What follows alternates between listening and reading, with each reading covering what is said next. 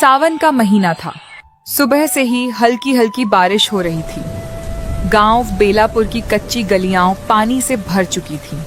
खेतों में धान की हरियाली लहरा रही थी। दूर कहीं मेंढकों की आवाज सुनाई दे रही थी। गांव के बस स्टैंड के पास एक छोटी सी टीन की छत के नीचे रोज एक ठेला लगता था। ठेले पर लिखा था रामू की गर्मा गर्म आलू टिक्की। रामू करीब 30 साल का मेहनती इंसान था। उसके हाथ की आलू टिक्की पूरे गांव में मशहूर थी। वह हमेशा ताजे आलू, घर के बने मसाले और देसी घी में टिक्की बनाता था।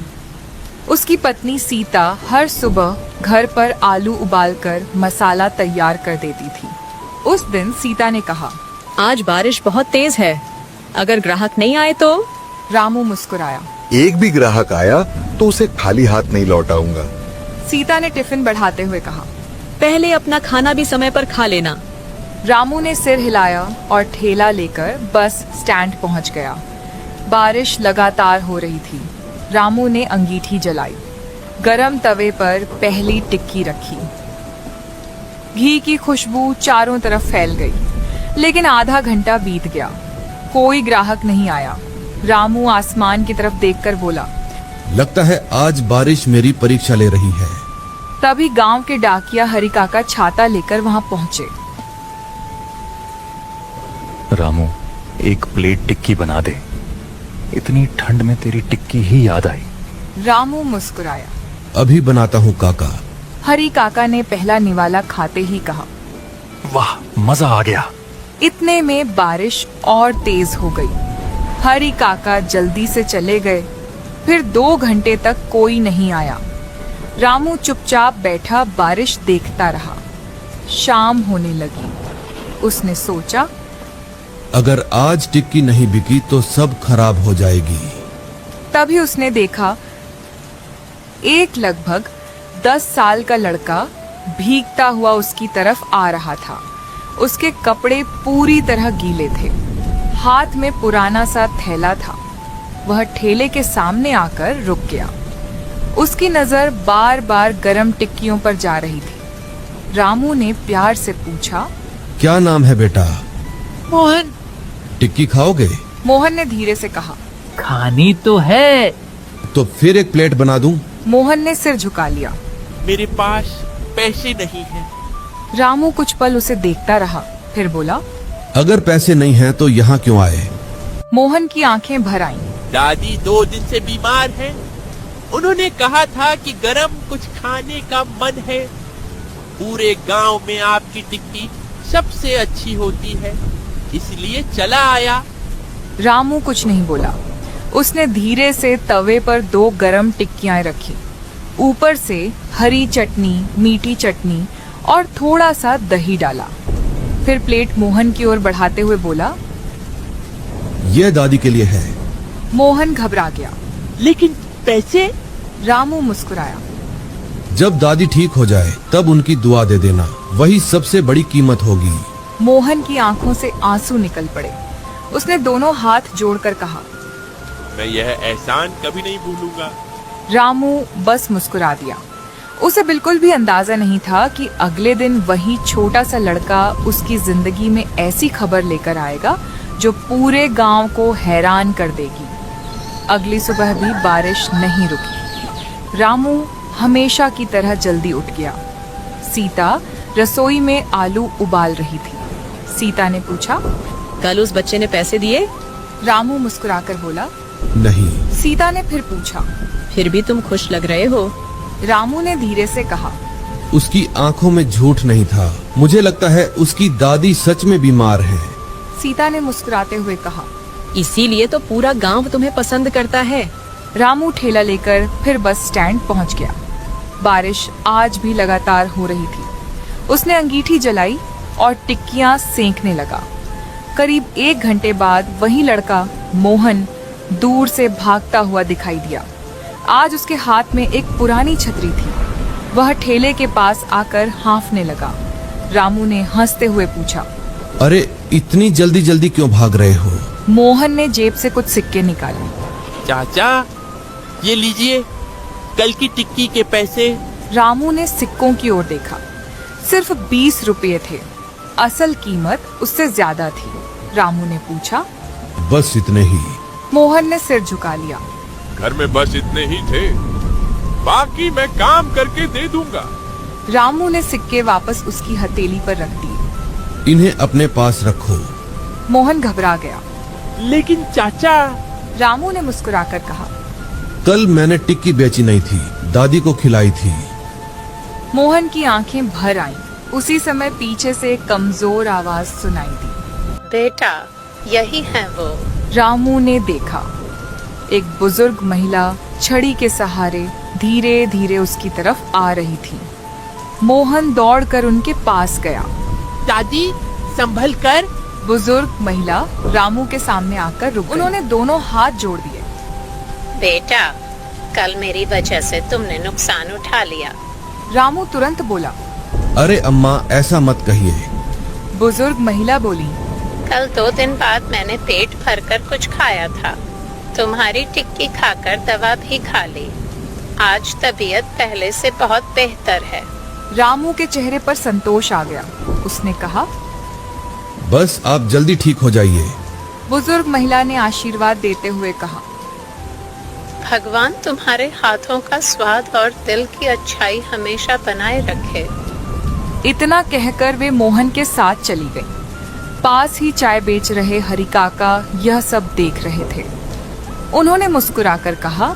रामू, तू कमाई से बड़ा काम कर रहा है। रामू हंसकर बोला।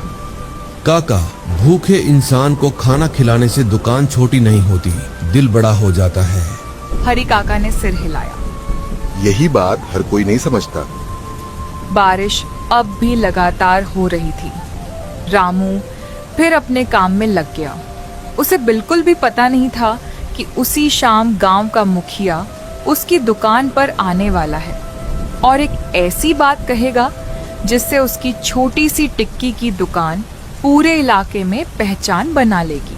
शाम होने लगी थी। बारिश अब भी रुक रुक कर हो रही थी। ठंडी हवा चल रही थी। रामू अंगीठी में कोयले डाल रहा था ताकि टिक्कियां गरम बनी रहें। तभी गांव के मुखिया रघुवीर सिंह अपनी छतरी लेकर धीरे धीरे ठेले की ओर आए। रामू ने उन्हें देखते ही हाथ जोड़कर कहा। राम राम मुखिया जी, आइए बैठिए। मुखिया जी मुस्कुराए। पहले एक प्लेट गर्मा गर्म टिक्की खिलाओ। अभी लाया। रामू ने ताजी टिक्कियां सेंकी। ऊपर से हरी चटनी, मीठी चटनी और थोड़ा सा दही डालकर प्लेट उनके सामने रख दी। मुखिया जी ने पहला कौर खाया और मुस्कुरा उठे। वाह रामू, तुम्हारे हाथ का स्वाद हर बार पहले से अच्छा लगता है। रामू ने हंसते हुए कहा। ये आपका प्यार है मुखिया जी। कुछ देर बाद मुखिया जी गंभीर हो गए। उन्होंने कहा। रामू, आज मैं सिर्फ टिक्की खाने नहीं आया हूँ। रामू हैरानी से बोला। जी, कोई काम था? मुखिया जी ने कहा। आज सुबह मोहन की दादी मेरे घर आई थी। रामू चुपचाप सुनने लगा। उन्होंने मुझे बताया कि तुमने बिना पैसे लिए उन्हें खाना खिलाया। मुखिया जी, इसमें बताने जैसी क्या बात है? कोई भूखा हो तो उसे खाना देना ही चाहिए। मुखिया जी ने गहरी सांस ली। यही बात आजकल बहुत कम लोग समझते हैं। इतने में हरि काका भी वहां आ गए। उन्होंने कहा। मुखिया जी, मैंने भी अपनी आंखों से देखा था। रामू ने एक बार भी पैसों की बात नहीं की। मुखिया जी ने जेब से पैसे निकाले। आज पूरे हाट में जितनी टिक्कियां बची हैं, सब मुझे दे दो। रामू चौंक गया। इतनी सारी टिक्कियों का क्या करेंगे? आज पंचायत भवन में गांव के चौकीदार, सफाई कर्मी और बारिश में काम करने वाले मजदूर बैठे हैं। सुबह से भीग रहे हैं। आज उन्हें गरम टिक्की खिलाएंगे। रामू की आंखों में खुशी चमक उठी। अभी पैक करता हूँ। उसने एक एक करके सारी टिक्कियां पैक करनी शुरू कर दी। मुखिया जी ने पैसे आगे बढ़ाए, लेकिन रामू ने उनमें से कुछ पैसे वापस कर दिए। मुखिया जी ने पूछा। ये क्यों? रामू बोला। आज जितना खर्च हुआ उतना रख लीजिए, बाकी मेरी तरफ से उन मेहनत करने वालों के लिए। मुखिया जी कुछ पल तक उसे देखते रहे, फिर बोले। रामू, तू सिर्फ टिक्की नहीं बेचता, तू लोगों का दिल जीतता है। हरी काका मुस्कुरा दिए। बारिश धीरे धीरे थमने लगी थी।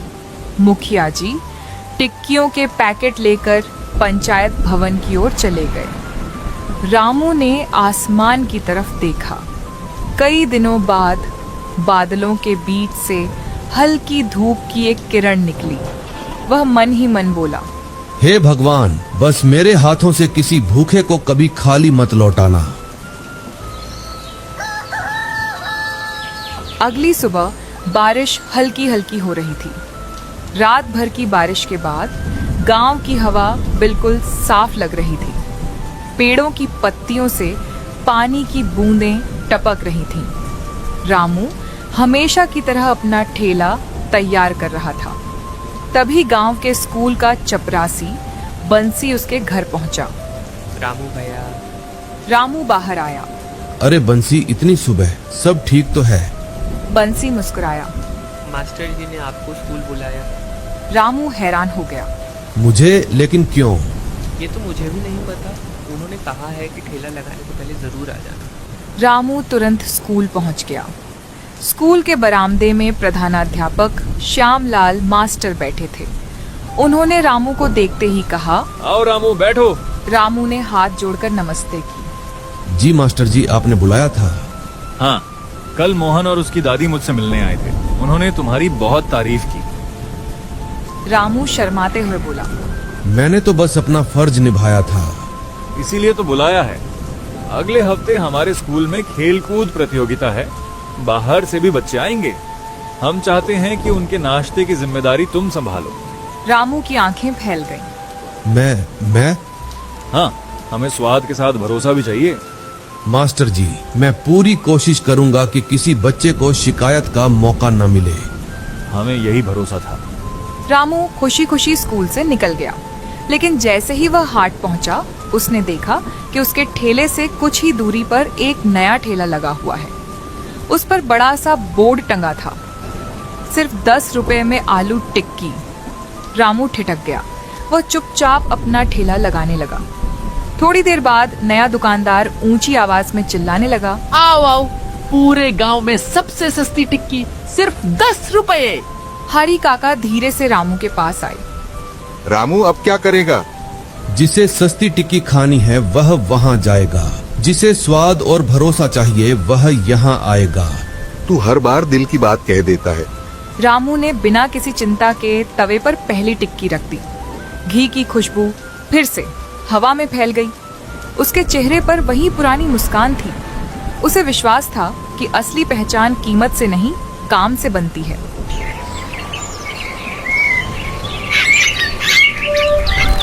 अगले दिन सुबह से ही आसमान फिर बादलों से घिर गया। रामू हमेशा की तरह समय पर अपना ठेला लेकर हाट पहुंच गया। उसने अंगीठी जलाई और तवे पर पहली टिक्की सेंकने लगा। थोड़ी देर बाद सामने वाला नया टिक्की वाला भी अपना ठेला खोलने लगा। उसका नाम कल्लू था। कल्लू बार बार ऊंची आवाज में बोल रहा था, 10 रुपये में गर्मा गर्म टिक्की, पूरे गांव में सबसे सस्ती। कुछ लोग उसकी दुकान पर चले गए। हरी काका ने धीरे से कहा, रामू, अगर तू भी दाम कम कर देगा तो ग्राहक वापस आ जाएंगे।